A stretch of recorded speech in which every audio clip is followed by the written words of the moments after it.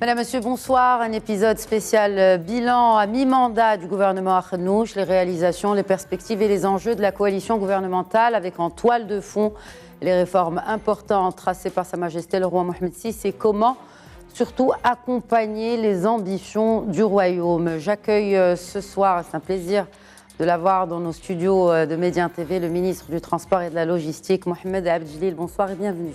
Le plaisir est pour moi. Merci de m'accueillir. Marhaba. Alors, ministre istirlalien donc de ce gouvernement, c'est d'actualité. Le 18e congrès de l'Istirlal, c'était ce week-end. Confiance renouvelée à l'unanimité en Nizar Baraka en tant que secrétaire général du parti.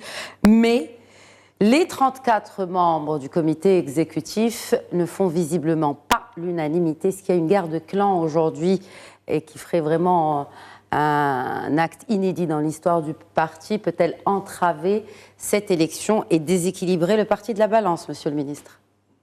D'abord, je suis très heureux du renouvellement de mandat de M. Baraka à l'unanimité.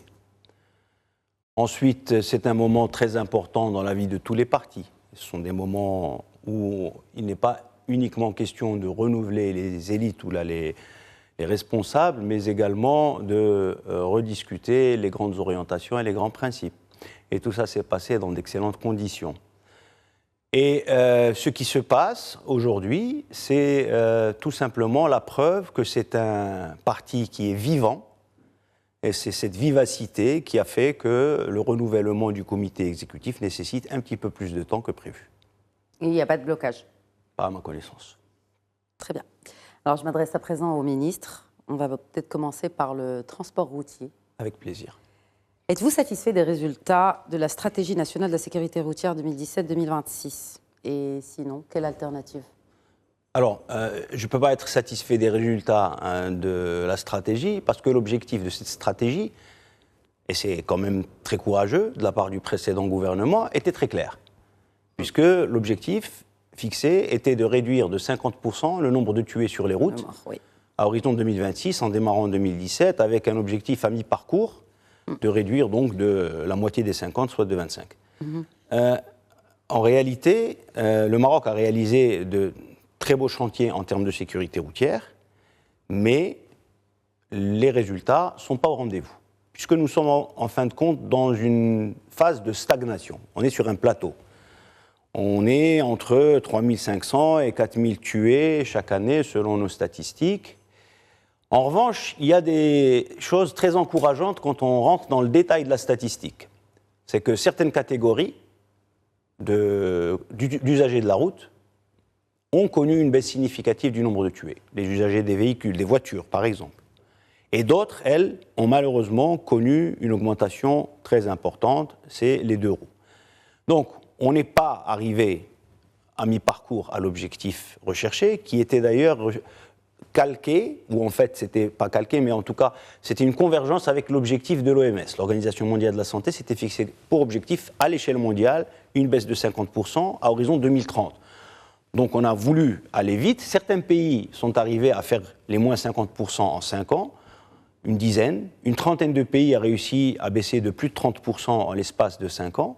Et nous, au Maroc, nous sommes en stagnation. Alors, nous avons lancé une étude d'évaluation de la stratégie et de ses plans d'action. Pour ma part, je ne pense pas que ce soit au niveau de la stratégie que cela pêche. C'est probablement davantage au niveau de la mise en œuvre et de la mobilisation générale. La sécurité routière n'est pas un chantier porté par 1 ou 2 départements. Ou une agence ou un département. Il y a une agence, mais cette agence a un rôle de coordination, c'est une machine. Mais en revanche, c'est multidépartemental. Et si je rappelle par exemple les 5 axes fondamentaux de la sécurité routière, il y a l'infrastructure routière, une infrastructure sûre, et là on est aussi bien chez le ministère de l'Équipement que chez les collectivités territoriales. Il y a le véhicule sûr. Là, en l'occurrence, on est sur le contrôle des véhicules, sur l'industrie, et c'est quelque chose de relativement aisé. Il y a le comportement, où là, on a 3 sous-ensembles, formation, sensibilisation et contrôle. Et donc là, à nouveau, on est en train de parler d'autres départements au niveau du contrôle. Le post-crash, ça touche directement à la santé. Okay. Et la gouvernance, ma foi, ça touche tout le monde. Donc, ce qu'on a essayé de faire en attendant l'évaluation, c'est de redonner de l'élan après le Covid, où tout s'était un petit peu ralenti, de redonner de l'élan à la gouvernance et de donner une impulsion, grâce aux OALI de région qui ont joué le jeu, à la gouvernance locale. Voilà. Et donc, avec ça, on espère mettre le chantier de la sécurité routière sur le bon chemin pour pouvoir atteindre les objectifs recherchés. On maintient les 50%, mais on va les recaler à l'horizon 2030, comme pour l'OMS. En parlant de contrôle de véhicules, Monsieur le Ministre, il y a un appel d'offres qui a été donc lancé pour augmenter le nombre des centres de visite technique. Juste. Mais est-ce que l'offre, est-ce que le parc a autant augmenté pour vouloir... Le parc augmente d'environ 5% par an.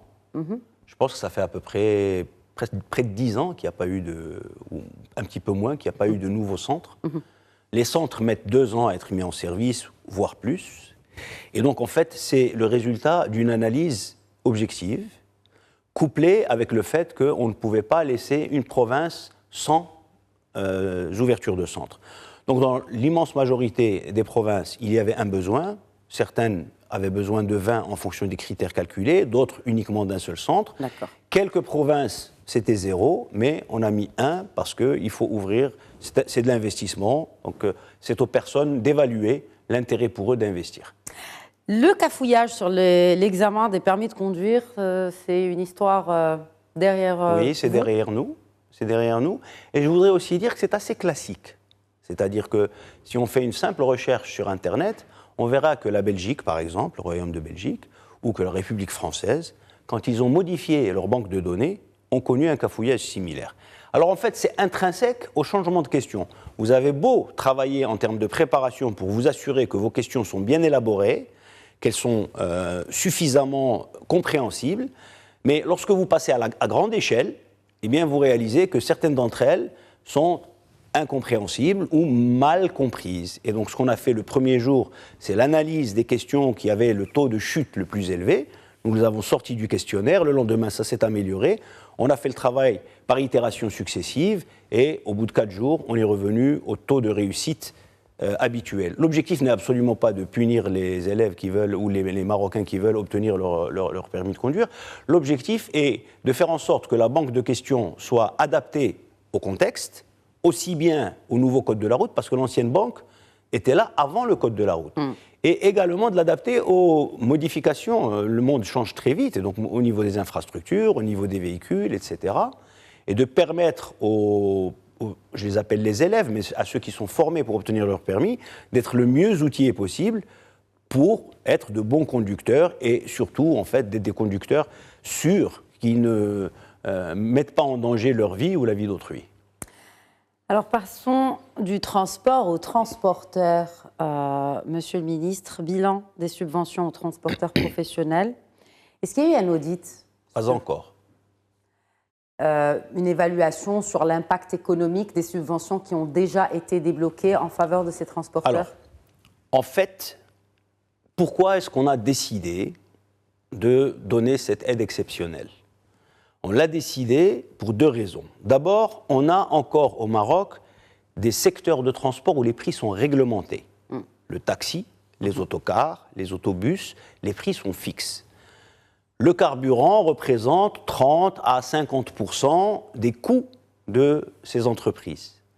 Leur demander de conserver les prix au même niveau quand les hydrocarbures doublent, ce n'est pas réaliste. Donc il était nécessaire de les soutenir pour que les prix restent au même niveau.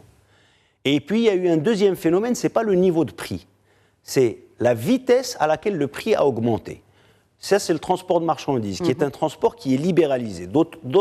Certains me diraient, mais puisque c'est libéralisé, laissez-les augmenter les prix. Alors, il y a 2 choses ici.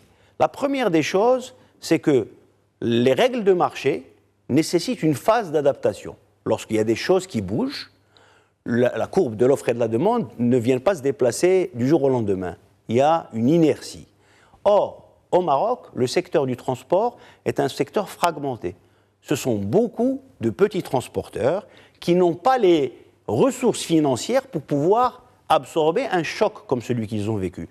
Donc nous avons décidé de les aider pour qu'ils puissent dépasser le choc et rapidement pour éviter tout simplement qu'ils ne préfèrent poser leur camion au garage. Ou répercuter le prix. Ou répercuter la hausse du prix. Non, pour le transport de marchandises, la répercussion de l'augmentation du prix n'était pas notre crainte. Notre crainte, c'était l'arrêt du transport de marchandises. Arrêt de transport de marchandises, ça veut dire rupture dans les chaînes d'approvisionnement, ça veut dire que les produits en bout de course, au niveau de la distribution, s'envolent. Et donc c'était ça le grand risque. D'ailleurs, on m'a beaucoup dit, oui mais attention, le prix de la marchandise augmente et c'est la cause de l'augmentation des produits de première nécessité. Mais la preuve en est que la tomate qui était à 13 est passée à 2, sans pour autant qu'on nous touche au transport. Donc ça, c'est une analyse qui n'est pas fondée. Du coup, ces aides-là, c'est aussi longtemps qu'il le faudra ou plutôt quoi qu'il en coûte ou... Alors, la référence m'amuse. Non, nous évaluons de manière récurrente, je dirais pas périodique, mais récurrente, la situation du secteur. Il y a des choses à faire avant de pouvoir libéraliser, délier le prix du transport du prix des hydrocarbures. On a préparé un projet de loi qui existe dans de nombreux pays, qui est celui de l'indexation des prix du transport sur les prix du carburant. Ce projet de loi fait son circuit, et lorsque nous aurons cet outil, nous serons en mesure de pouvoir débrancher l'aide aux transporteurs de marchandises. Pour le transport public de voyageurs, c'est un autre sujet. L'amélioration des transports en commun et aussi cette question des alternatives qui ne sont pas autorisées officiellement, en tout cas, à exercer dans notre pays. Vous parlez de quoi? Je parle notamment des applications de transport en ligne. Très bien. Alors les applications, c'est un outil de rendez-vous. C'est un outil de prise de rendez-vous. Par contre, le transport public, c'est un transport qui est réglementé, chez nous, comme dans tous les pays du monde. Vous comprenez bien que pour la sécurité de nos concitoyens, on doit savoir qui les transporte, quand on parle de transport public. C'est-à-dire, oui, j'entends, mais est-ce que c'est-à-dire que le gouvernement marocain va avoir plus peur pour ses citoyens qu'un autre gouvernement d'un autre pays? Non, je n'ai pas dit ça. J'ai dit simplement que la première des choses dont on doit convenir, c'est que le transport public de voyageurs doit être encadré. On est d'accord. Aujourd'hui, au Maroc... Surtout s'il existe déjà et qu'il est déjà accessible et qu'il est déjà utilisé. Oui, enfin, il est rentré de force. Donc ça, c'est très difficile d'empêcher l'entrée des applications. D'accord ? Pour autant, le Maroc n'a pas aujourd'hui pris la décision de dire qu'il existe autre chose en transport public que les autobus, les taxis, le train, le transport interurbain, etc., etc. Pour que ce transport par application puisse se développer convenablement au Maroc, il faut qu'il s'adapte à notre contexte national. Le taxi au Maroc ne rend pas le même service que le taxi en France ou au Portugal. Vous savez comme moi que dans ces pays, il y a un réseau très dense de métro, il y a un réseau très dense d'autobus, et que le taxi, finalement, c'est un service pour les gens fortunés ou pour les gens qui veulent partir tout seuls. Or, chez nous au Maroc, les taxis ne font pas ça. Les taxis chez nous font du transport, du grand transport public. C'est un complément de l'autobus, c'est un complément de l'autocar. Donc, on ne peut pas ouvrir le transport par les applications à de nouveaux entrants sans que cela puisse avoir été débattu et sans que nous n'ayons trouvé une solution qui convienne à tout l'écosystème. Voilà. Vous parlez des syndicats ? Je parle cette veille de 1er mai, je parle des professionnels du transport qui rendent des services aux Marocains. 50% des Marocains qui utilisent le transport public dans les villes au Maroc ou dans la périphérie des villes utilisent les petits et les grands taxis. Donc ce sont des acteurs très importants dans la mobilité de nos concitoyens au quotidien. Il est nécessaire que nous puissions les embarquer avec nous dans une transformation de cette profondeur. Mais surtout, est-ce qu'on sait combien de personnes utilisent? On ne sait pas combien de personnes utilisent. Non, les études qui sont faites... pour la partie digitale, on a quelques idées qui sont faites par les... Comment dire? Excusez-moi. par échantillonnage, mais on sait que c'est de très loin beaucoup plus faible que le nombre de personnes qui sont transportées sur les petits et les grands taxis. Et ça se démocratise. Alors, je ne sais pas ce que vous entendez par ça se démocratise. C'est-à-dire que ça devient de plus en plus utilisé par plus de personnes. Surtout qu'on est à la veille de grands rendez-vous. On a la Coupe du Monde qui arrive, on a la CAN. Enfin, je veux dire, chacun est juste plugué à son téléphone. Alors pour attendez, trouver un transport. Soyons clairs. Le transport par application au Maroc répond à certains besoins et le transport public par taxi, petit et grand, répond à un autre besoin. Les petits et grands taxis, c'est la grande masse. Les tatbiqat ou bien les applications, ce sont davantage en fait des remplaçants de la voiture individuelle. Voilà. Et on a besoin de nous assurer que la manière dont on va gérer ce dossier ne va pas porter un préjudice au transport de grande masse et créer un problème pour le plus grand nombre pour satisfaire un plus petit nombre. Passons à présent au transport maritime, Monsieur le Ministre. L'initiative Afrique-Atlantique, telle que voulue par le souverain, face à la disparition de fleurons du transport maritime national et la libéralisation de ce même secteur en 2017, est-ce qu'on peut un jour faire renaître cette marine marchande marocaine et comment? Vous connaissez bien le secteur, n'est-ce pas? Et comment surtout? Bon. Il y a plusieurs volets dans le sujet qui a été posé par Sa Majesté, que Dieu l'assiste, et qui a demandé à tous ceux qui s'intéressent de près ou de loin à ce secteur, de réfléchir, c'est bien le terme choisi, à la constitution d'une flotte nationale forte et compétitive. La réflexion, nous la menons. Nous avons recruté un cabinet international pour nous assister. On va me dire que c'est le énième. Non, en fait, la demande est différente. La demande, cette fois-ci, ne se limite pas à que doit faire l'État pour créer les conditions juridiques pour que se développe ce secteur. Aujourd'hui, ce que nous essayons de faire, c'est d'identifier les niches de marché dans lesquelles le Maroc pourrait développer un noyau de transport maritime qui pourrait ensuite permettre une création d'une flotte forte et compétitive. Il n'en demeure pas moins que nous avons un type de transport qui est, à mon sens, beaucoup plus stratégique que les autres, c'est celui du détroit de Gibraltar.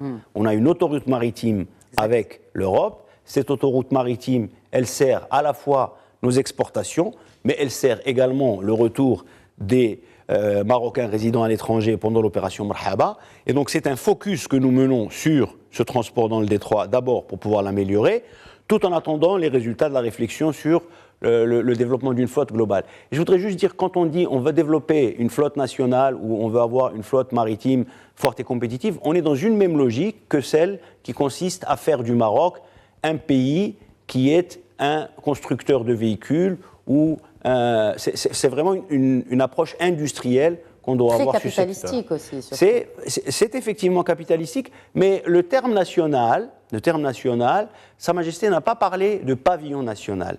Il a parlé d'une flotte nationale. Or, une flotte nationale peut tout à fait être une flotte non pavillonnée, elle peut être partiellement pavillonnée, etc. etc. Aujourd'hui, quand on prend tous les grands transporteurs mondiaux du transport maritime, très peu portent le pavillon de leur pays. Il y a aujourd'hui des pays de pavillon. Donc ce sont des questions qui sont assez intéressantes et auxquelles nous réfléchissons. Sur le transport passager, l'avenir d'Intershipping, Monsieur le Ministre? Intershipping avait des autorisations, une pour Tanger-Med et l'autre pour Tanger-Ville. Intershipping n'a pas été renouvelé pour la simple raison qu'il n'a pas rempli les obligations de ses précédentes autorisations. Et une dernière question en ce qui concerne le transport maritime. On est à la veille du lancement justement de l'opération Marhaba. Si ma mémoire est bonne, l'année dernière, vous aviez quand même avoué que les prix étaient un peu élevés. Est-ce qu'on ferait quelque chose cette année pour alléger le coût des prix des billets de bateau pour les Marocains résidant à l'étranger? Il y a un jeu de concurrence qui se fait dans les transports qui est... Vous savez qu'aujourd'hui, plus de la moitié des Marocains résidant à l'étranger qui rentrent au pays ne rentrent plus par bateau. Ils rentrent par avion. C'est-à-dire qu'il y a des solutions alternatives. on peut rentrer en famille en utilisant un low cost et utiliser un véhicule qu'on a loué ou un véhicule de la famille. Ça, c'est une première chose. La deuxième chose, c'est qu'il y a de la compétition entre les lignes maritimes, qu'elles soient internationales ou nationales, au sein de Tanger Méditerranée, entre Tanger Méditerranée et Tanger-Ville. Ce qui doit être fait, c'est la surveillance du marché. Et cette surveillance du marché, en réalité, il y a une institution constitutionnelle qui est là pour ça, qui s'appelle le Conseil de la concurrence. Donc, si aujourd'hui, dans ce marché qui est libre, nous estimons que la concurrence ne joue pas pleinement son jeu, eh bien, le Conseil de la concurrence peut être appelé. Vous allez saisir le Conseil de la concurrence? Non, je ne suis pas en train de dire que je vais le saisir. Il peut être saisi. Il peut être saisi par le ministère, il peut être saisi par les associations des Marocains résidant à l'étranger, il peut être saisi par beaucoup de monde. Par une compagnie qui considère que d'autres compagnies abusent de leur situation de monopole, etc. Transport aérien, et là, encore une fois, je parle des prix. Vous avez déclaré récemment que la Royal Air Maroc actualisait régulièrement ses tarifs pour faire face à la concurrence. L'offre de la RAM, a-t-elle vraiment des prix concurrentiels, notamment sur l'Afrique, alors que le Maroc veut devenir justement ce hub aérien pour le continent? Royal Air Maroc, lorsqu'elle offre un transport pour l'Afrique, c'est essentiellement pour connecter l'Afrique à l'Europe. Le gros de ces voyageurs ne s'arrêtent pas au Maroc. Quelques-uns s'arrêtent, et tant mieux d'ailleurs, et ça augmente la relation, et ça renforce les relations entre le Maroc et les pays d'Afrique subsaharienne. Mais la Royal Air Maroc, en réalité, elle offre un service en continuité à Casablanca pour connecter les grandes capitales africaines avec les grandes capitales européennes, et elle est en concurrence avec qui? Elle est en concurrence avec des lignes directes, par exemple, qui viennent d'autres hubs. Et bien entendu, elle doit trouver le bon prix, et ce bon prix n'est pas fixé par elle en fonction de ses coûts, il est fixé en fonction du marché, lequel marché est dicté par la concurrence internationale qui vient des autres hubs. Si je suis un citoyen résident en Europe et que je veux aller en Afrique, je vais aller sur les systèmes de réservation et je vais comparer telle compagnie qui va directement dans mon pays, telle compagnie qui passe par un hub avec une escale vers un autre, et je vais décider quel est le prix qui me convient le mieux. Et c'est ce que la Royal Air Maroc fait, et elle essaye d'assurer le meilleur remplissage de ses avions, comme toutes les compagnies aériennes. Qu'elle fait très bien, que pour pouvoir, le remplissage, qu'elle atteint quand même un taux de remplissage convenable. Alors, on peut faire des comparaisons, c'est des benchmarks. La Royal Air Maroc se benchmark en permanence avec les différentes autres compagnies. Il lui arrive d'être sur de bons taux de remplissage à certains moments de l'année, beaucoup moins sur d'autres, avec une moyenne qui est bonne en comparaison avec les compagnies de même nature, c'est-à-dire les transporteurs, nationaux habituels, et bien sûr avec un taux de remplissage qui reste plus faible que les compagnies low cost, qui, elles, ont un autre modèle. En parlant de low cost, est-ce qu'avec l'arrivée de Ryanair, ça veut dire que la RAM se désengage du marché intérieur? Non, du tout. Non. Royal Air Maroc a une stratégie qui est principalement centrée sur Casablanca. C'est une compagnie de hub, comme Air France KLM à Roissy, par exemple.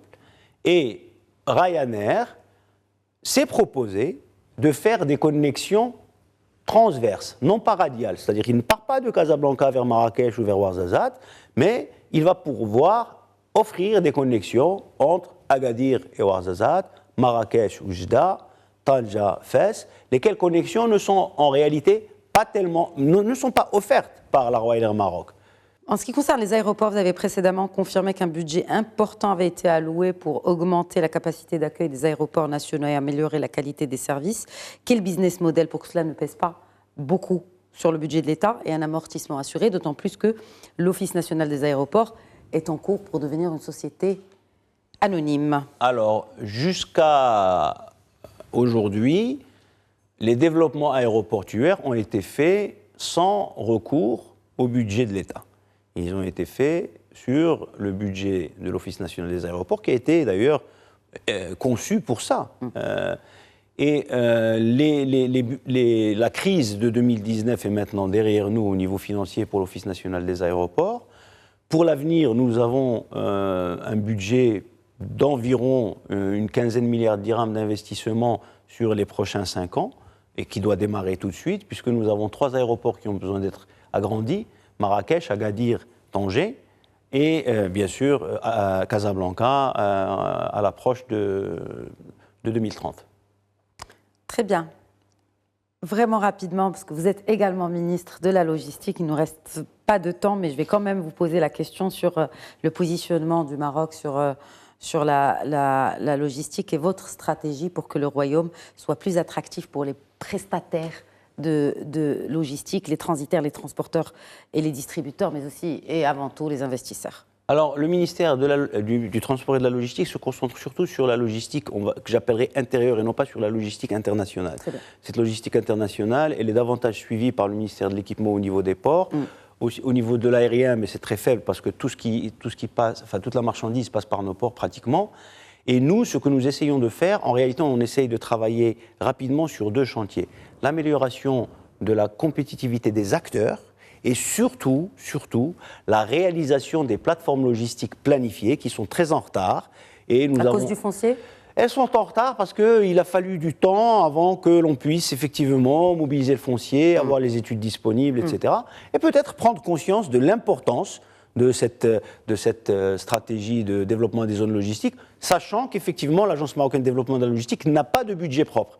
Et donc probablement que des arbitrages ont été faits qui n'ont pas encouragé cette acquisition de foncier et son aménagement. Aujourd'hui, on travaille en très bonne intelligence avec le ministère du Budget pour pouvoir donner un coup d'accélérateur et réaliser 5 plateformes prioritaires avant la fin du mandat de ce gouvernement. Avant la fin du mandat de ce gouvernement, nous sommes à la moitié. Peut-être un bilan d'étape prochain. Merci en tout cas d'avoir pris le temps de répondre à nos questions. Avec plaisir. Merci beaucoup. Merci de nous avoir suivis. Question d'actu revient dans quelques instants. À tout de suite.